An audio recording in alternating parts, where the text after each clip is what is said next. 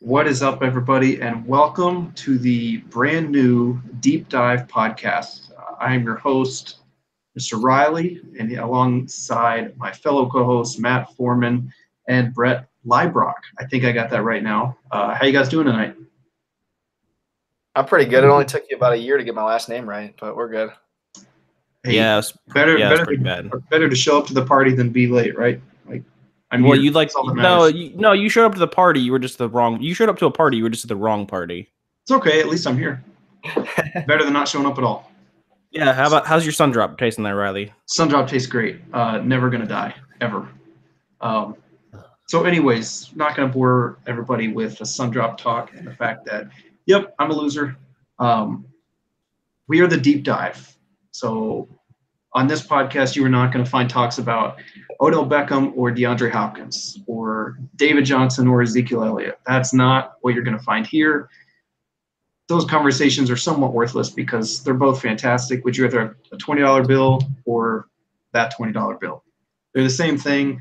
Sure, one might, get you a little bit more than the other, but that's over talk. Like, happens all the time. On this pod, you are going to not only hear about players that sometimes aren't even on the ADP lists, but guys that are at the very bottom and, nobody really talks about. So we're here to tell you who our favorite deep dives are, our favorite stash players that you hold at the end of rosters, and who we think could, possibly see a significant jump in value or might bust out and, be a winning lottery ticket for you. So that being said, let's jump right in. We've each got one player to talk about who is below, what is it, Matt, the 205 mark on the 205. Yes. Yeah, so we'll say 205 is the beginning of the 18th round.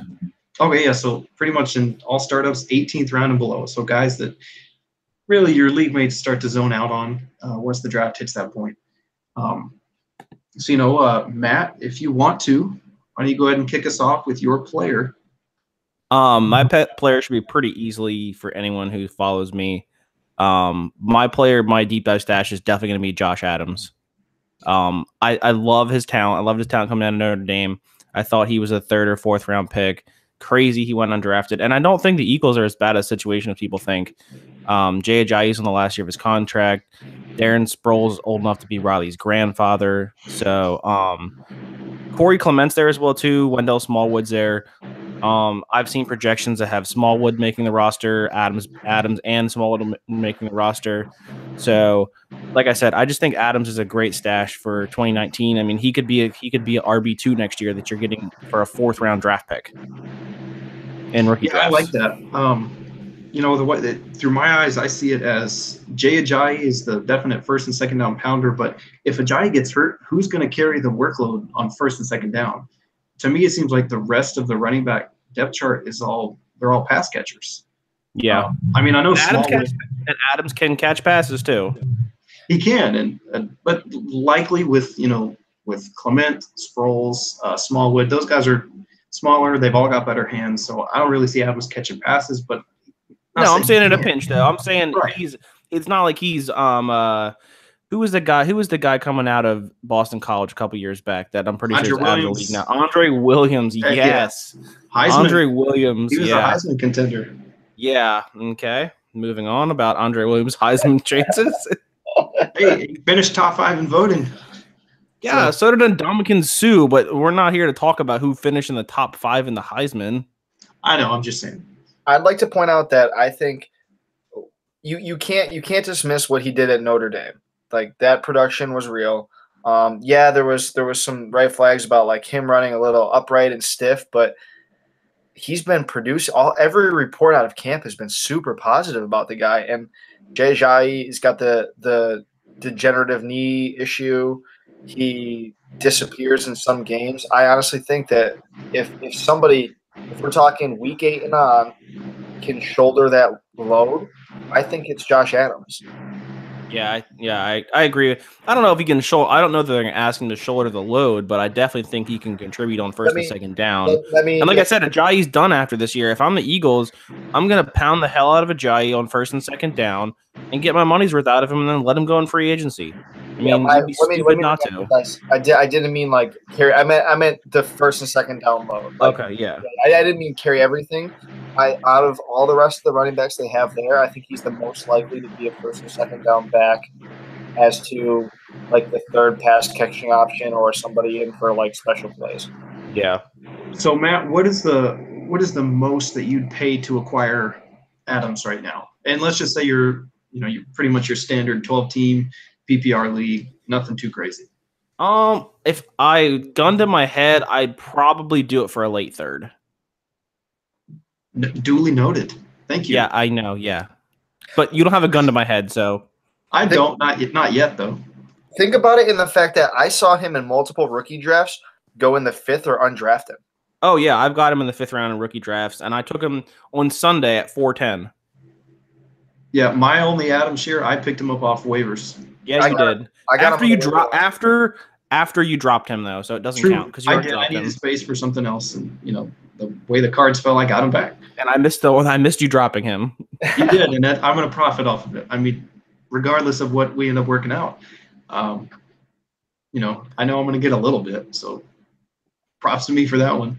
Yeah. So, I mean, any final thoughts on Adams? I think we've kind of covered it pretty well. I think my only downside to Adams would be is just he had some injuries at Notre Dame. I think that's what also pushed him down the draft boards as well too.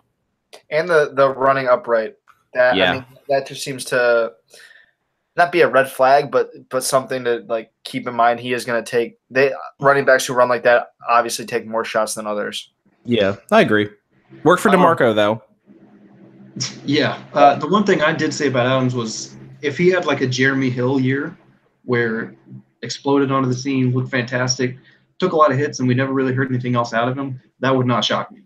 No, but I'd probably sell then too. I sold Jeremy Hill high too. 100%. Yeah, I probably would flip before that season's over. If he's like on the up and up and like just putting up crazy numbers, I'd probably flip before that season's even over. I'd probably keep a couple shares of him just in case, but I mean, I'd probably have 5 or 6 shares of him now. So I mean, yeah, you gotta diversify that portfolio. If you're competing and you have a shot to win a title and Adams is helping you do that, obviously don't sell him. Oh, for sure. Unless you get a crazy offer. Yeah. Right. Unless you're overwhelmed. Unless you get like some offers like Darius Geis for Josh Adams. Oh yeah, say thank you and then run away. Very, very. Don't even say thank you. Oh, I always say thank you. It's polite in trade offers. Unless I'm with Brett, then I usually use profanity. But that's another story. Speaking of Brett, that's a good segue. Brett, hit us up with your deep dive.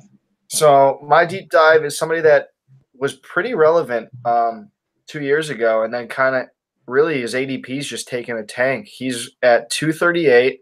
Tyler Boyd of the Cincinnati Bengals. He's sitting at the 101st wide receiver taken overall in the ADP. I think that's ridiculous. If you look at this guy's production out of college, I mean, Matt, you would help me out with this one. I think you would know. Did he tie or break Larry Fitzgerald's records? I think he might have broken them only because Fitzgerald didn't play there for 2 years. But still, we're talking about a receiver with that type of production at Pitt with Nathan Peterman throwing to him 1 year. Like, this guy put up crazy production. And yes, his rookie season, he had 54 catches for 603 yards and a touchdown. Last year, he only played in 10 games. He caught 22 passes for 225 yards and 2 touchdowns. But their offense was absolute garbage last year, the Bengals offense. They upgraded the offensive line. I think John Ross actually doesn't hurt Boyd. I think he helps him by opening up that space underneath. I think that Boyd can consistently produce in the slot, and every story coming out of camp has been that he's been doing so. I'm just worried. I'm just worried about that. I'm just worried about that whole offense to begin with. That would be my concern with Boyd. Their offensive line was not blocking for anyone very well, even in the preseason game. Like you just said about John Ross, I think he takes a step forward in this offense. Obviously, getting rid of Brandon LaFell is going to be a step forward for Boyd because he's going to fill that role. I just don't know how. Like I said, I don't know how much I would be able to trust putting Tyler Boyd in my lineup. Now, obviously, having him as a stash, yes, 100% agree with, because John Ross is John Ross, and we know he could catch a 57-yard pass, or he can drop a slant that he was going to go for another touchdown, like he did in the preseason game this past week. So that's my concern with Boyd. Like I said, great end of. I think Riley, you traded him for like a 19-second recently, didn't within the last couple of months, didn't you? No. I moved Boyd. I believe it was last year. It was last offseason. I got him for an 18-second. Oh, you traded 18-second for him? No, I traded Boyd for an 18-second. Oh, okay. So I kind of got out before he really nosedived just off the cliff. But I mean, I kind of like him this year. The only thing that concerns me is he's like 6th, in the pecking order for targets, because you've got Green, Eifert, Mixon. I think Gio's above him because Gio's going to get his share out of the backfield. And then Tyler Kroft and John Ross are going to mix in because obviously Kroft is going to be a decent part of that offense. I think he gets more targets than Eifert and more targets than Ross. I mean, maybe more than Eifert on a points per game basis when Eifert gets hurt in week 3 and is out for the rest of the season. As long as Eifert's healthy, he's going to see a healthy share of targets. More targets than Ross. I think he's a safety blanket for Dalton, to be honest. And Matt, to the point you spoke earlier, I thought I remembered off the top of my head, so I Googled it.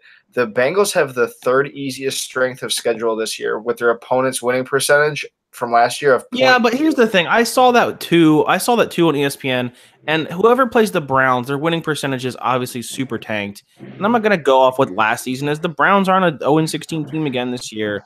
I think the strength of schedule things are a bit overblown. Here's the other teams they play: the Dolphins, the Tampa Bay Buccaneers, the Panthers, the Colts. Strength of schedule. Those 4 teams have awful secondaries. I will give you that. That's all I'm saying is I that's not Boyd's strength. Boyd's not going to beat anybody over the top unless it's a blown coverage play. It doesn't have to be underneath. Those teams also don't a lot of those teams don't just have good coverage in general. Also, I don't know why no one has brought this up yet, but wasn't Tyler Boyd the one who caught the touchdown pass against the Bills in the Super Bowl last year, and Brett's touting him now? Coincidence? I think not. Nope. Definitely related. The entire Bills not related, but I will think that, man. The entire Bills mafia just worships Andy Dalton now, which is weird, but I mean I get it. I don't know, I'm sure Andy Dalton felt weird walking to the stadium getting cheered for. Yeah, Raymond James. It doesn't even happen at home games for him. No, sure doesn't. Not very often. Maybe that's why he played so well. He actually had fans against Buffalo in the recent preseason game. So Brett, say you do not have Boyd rostered, but somebody else does. What's the most you're willing to pay for him right now? Would you give a 3rd, or are you sticking with a 4th? Because I think that's kind of where the line is. I'd probably be. I'd give a 3rd and feel okay about it. I really would. I think he just feels that. I honestly think that he could be a solid wide receiver 3 in production over the course of a year. Yeah, I mean, I think the potential's there. It's just the opportunity that scares me a little bit. So yeah, I think his, like I said, I think he's a good player. I just don't understand. I just don't see the opportunity being there. I just think there's so many people ahead of him, and so much would have to happen for him to get any decent piece of that offense. Like I said, in another situation, if he was on the Bills, he would probably be their wide receiver 1. He definitely would be our wide receiver 1. I'm just throwing that out there. But the one thing I'd like to mention that I forgot, didn't think of, it's not massive, but it is overlooked a little bit, is the fact that he does line up in the backfield every once in a while and take carries. He did it. What's he going to get? 10 carries a season? I mean, no, I'll take the under. I'm throwing it out there. I didn't say it was much, but an extra 100 yards on the ground from jet sweeps or 100 yards. I'll take that under. I don't even think he gets. Yeah, I think Brady. I mean, that's like saying that's like touting Tom Brady's rushing yards. He might get 100. I mean, yeah, I don't know about that one, big guy.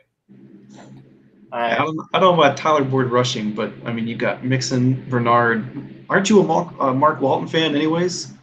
No, you're getting him confused with Akram Wadley. Akram Wadley, that's right. Yeah. Anyways, so I mean, I think we've covered Boyd. If you have room on the end of your bench, sure, stick him on there. You never know, but that's what this is all about. So obviously, keep Boyd on your watch list. Now to my player. This may surprise you. It may not. He's grown on me in the past couple of weeks, so I thought, what the heck? Might as well talk about him. Cordero Patterson. I actually just made a move for him about 45 minutes ago. It just got accepted. Hashtag blockbuster. Hashtag blockbuster. Yeah, sent Corey Grant for Cordero Patterson. So, I mean, it's pretty simple. The Pats cut Jordan Matthews. Julian Edelman's suspended for the first 4 games. So you have Chris Hogan, Malcolm Mitchell, maybe. It's like somebody's got to, run the short stuff for the first 4 or 5 games. And if Patterson happens to explode onto the scene, maybe Bill likes him. Obviously, Belichick knows how to reinvent players. I think Patterson's got that ability. He's one of the most explosive players coming out of college that the NFL's ever seen. Obviously, great size. He's 6'2", 220. Fantastic. He's going to be the return man, so he's going to have a chance to step on the field right away, even if it's not on offense, but he's going to be on the field. I mean, is it just me, or is it possible that Patterson sees screens and little rub routes and slants just to get him the ball in the open field? Matt's giving me a really deceiving look right now. He looks deceiving. Yeah, no, I would much rather have Philip Dorsett than have Cordero Patterson. I forgot about Dorsett. Okay, Dorsett too, but I mean, yeah, you're like Patterson's like a post hype sleeper for you. Yeah, I mean that's what this is. Like I was still living with my parents when Cordero Patterson was a sexy fantasy pick. Ooh. Yeah, that comes from the guy wearing a Hackenberg jersey right now. Oh. Hey, I'm just saying. I'd like to toss in that I would rather have Dorsett and everything like that, but I mean, I don't think anybody can discount Patterson's just physical attributes. If any team can bring those out, and we've seen it time and again in that offense, I think it's the Patriots.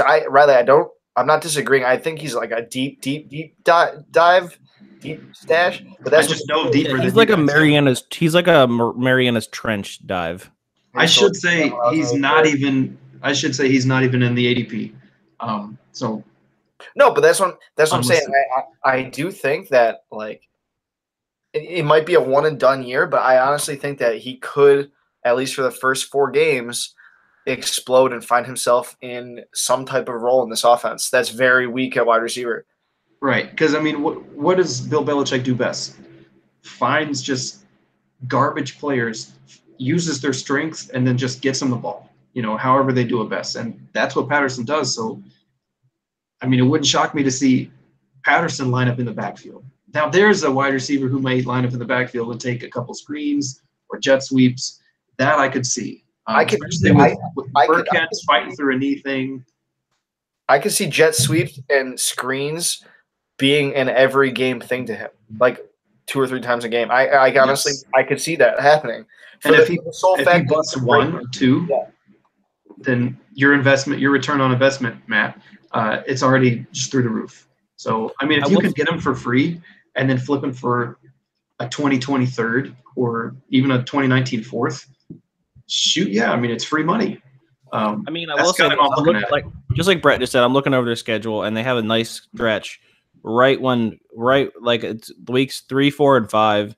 The Lions, I mean, they have Slay, but other than that, that's about it.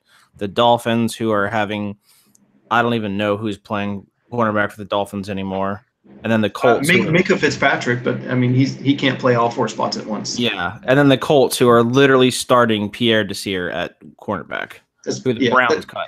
They're a couple years away, so we'll wait on Indy, but obviously they're not good. And it's not even the strength of schedule for me. It's just he has. No, I'm not talking about strength of schedule. I'm just talking about literally just the cornerback play. Yeah, the stretch. And I think that, I mean, he's going to play on the outside. I think he's not going to play on the outside. I mean, who knows? He could start as the other boundary receiver in New England week one. I mean, I wouldn't be surprised, but like I said, I'm not sure who else they even have these days unless they sign Dez. I've heard Dez. I don't think Dez fits I mean, I don't think he's a Belichick kind of player. No, I don't think so either. Vegas has greater odds on Dez staying retired the whole year than him playing for the Patriots. Yeah, I don't see that. Especially with their offense. I mean, their offense is designed on running routes and getting open. What does Dez not do? Run routes and get open. Exactly. He just calls for the ball. I think one thing to take into consideration while thinking about Patterson is the fact that they did trade for him, and he comes with a 3.2 or 3.6 whatever $1 million contract this year. You don't. Yeah, but Belichick doesn't really worry about players' contracts. I don't think he's going to play the best players. I'm saying you don't trade for that guy if you just think he's a punt returner, kick returner. That's all I'm saying. In my mind, that's what I think. You know what I mean? That is true. I mean, they acquired him. They just didn't say, sure, we'll sign him, we'll bring him into camp like Jordan Matthews. They gave capital for him. So yeah, they didn't pull him up. You can take that into consideration. Yeah, I mean, I'll give that, especially since their head coach is also their GM as well, too. So I'll give you that point. Like I said, he's not a throwaway, but he's right. But he's a deep dive. So that's he is a deep dive. Oh, he is a deep dive. I wouldn't be shocked if Patterson makes a splash this year and surprises some people. So how old is Cordarrelle Patterson? Do you know? He's 27. So I mean, he's right at the prime of his career. Yep, he came in with in 2013 with Hopkins and Tavon Austin and those guys. Tavon Austin, man. Two very opposite. Hey, I'd rather have Patterson than Tavon Austin. I'll give you that one. Same here. Patterson or Austin's done. What is he playing? Is he playing wide receiver, running back now? What is he doing? Well, he's been going back and forth. He was at running back, and then they just switched him back to receiver because apparently he sucks at running back too. Shocker. Are you telling me a guy who weighs 5'7", weighs 180 pounds, soaking wet, is a bad running back? Hey, you know what? It's beyond me. Huh? I get it. 180 pounds and he probably not even. He's probably like 165. Matt, your team did draft him and then re-signed him. Oh God, I know that was such an awful. That was under the Jeff Fisher era. The Jeff Fisher era doesn't exist in my mind. Did they move up in the 2013 draft? Yeah, shut up. They did. I was just wondering. I honestly didn't know. The number 8 pick was Tavon Austin. Are you kidding me right now? I thought it was 7. I think it was 7. I don't care. It was in the top 10. It was bad. It was bad. No, I remember I was driving somewhere and I told my girlfriend, now wife at the time, I was like, we got to get to the hotel because I need to see the Rams pick, and then they picked Tavon Austin. Worst part, hold on. The worst part is not the pick. It's what you re-signed him for. Yeah, but then they lowered it. Like, oh yeah, he was getting paid like $10 million a year. Like It was awful for a gadget player. I don't even think he's a gadget player. No, he's not. Not anymore. That's why Tavon Austin is not one of our 3 players tonight. So yeah, I mean, this is kind of what we're about. We're going to talk about guys that you don't hear that are main topics on other podcasts. This is different. If you have an empty spot on your roster and you don't know who to pick up, give us a listen. Hit us up on Twitter. We've got lots of deep stashes that we cannot wait to talk about in future episodes. So if Josh Adams, Tyler Boyd, and Cordarrelle Patterson are out there, pick them up for free. Or if you have a 2019 fifth that you're dying to spin and it's burning a hole in your pocket, send it over. You never know what'll get accepted. Don't forget to wet the beak then. Wet the beak. Yeah, especially if you're in a league with Brett. It sometimes works. I got rejected, but that's okay. Real quick? I'm used to being rejected, so I get it. I live in a world of rejection. Riley, let me toss in a little note real quick. Sure. Obviously, like for everybody, when you listen right now, like we're talking our deep stashes, and in season we'll probably talk deep stashes, but also talking players who might not be on rosters that you can pick up for maybe week to week stuff. But at the same time, I think where a lot of value is the end of the season when we actually do college scouting, because something that the 3 of us all kind of excel in is finding those guys that other people aren't talking about as much because they're really focused on the top guys, and we pride ourselves on finding those late round guys, which you can't ever lose in the late round, but you can definitely win. Yeah, we're not going to talk about Saquon Barkley, Darius Geis, and how close they are. Sorry, Matt, we're not going to be doing that. But yes, come NFL draft season, we're going to talk about 3rd, 4th, 5th round guys that we think could make an impact for your team. And Brett also nailed it on the head. During the season, we have our resident DFS expert, Fat Mormon over there. We're in the Hackenberg jersey. DFS expert, yes. But no, that'll be something we definitely want to do. We haven't had a date picked out for that yet, of day of the week, but I'm thinking either Friday or Saturday. Probably have one of my buddies come over and we'll talk. We'll probably drink a couple beers and talk about some dart throws in DFS, your $3,000 wide receivers, your quarterback low cost quarterback plays. So something else to look out for. Matt and I play pretty often, and we talk about it those Fridays and Saturdays leading up. So that's definitely something we're going to toss in. Maybe starting even next week with the first week of the season. Yeah, that's a game plan. Yep, we'll throw a little bit of that in there. I'm looking forward to it. I think this is going to be great. Like I said, hit all 3 of us up on Twitter. You can find Matt, obviously, at Fat Mormon, best Twitter handle ever. You can find Brett at Dynasty Brett with the worst Dynasty Twitter handle ever. And I'm at DTC_Riley B, which is pretty mediocre. So hit us up on Twitter, and we will see you guys next week. Toodles. See ya.